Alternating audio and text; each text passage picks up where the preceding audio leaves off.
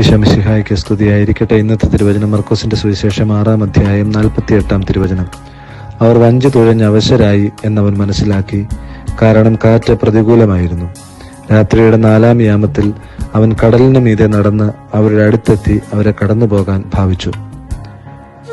വഞ്ചി തുഴഞ്ഞ് അവശരായ ശിഷ്യന്മാരുടെ അടുത്തേക്ക് കർത്താവ് കടന്നു വരികയാണ്. പ്രിയമുള്ളവരെ, നിന്റെ ജീവിതത്തെ വേറെ ആര് മനസ്സിലാക്കിയില്ലെങ്കിലും മനസ്സിലാക്കുന്ന ഒരു കർത്താവ് നിനക്കുണ്ട്.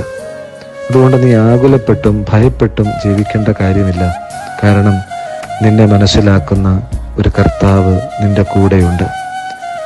പലപ്പോഴും നമ്മുടെ ബലഹീനതകളും നമ്മുടെ ആകുലതകളുമൊക്കെ നമ്മുടെ കൂടെ നിൽക്കുന്നവർക്ക് മനസ്സിലാക്കാൻ സാധിക്കാതെ പോകുമ്പോഴും ഈശോ മനസ്സിലാക്കുന്നുണ്ട് എന്ന് പൂർണ്ണമായി വിശ്വസിച്ച് അവനോട് ചേർന്ന് നിൽക്കാം. ഈശോ സഹായിക്കട്ടെ.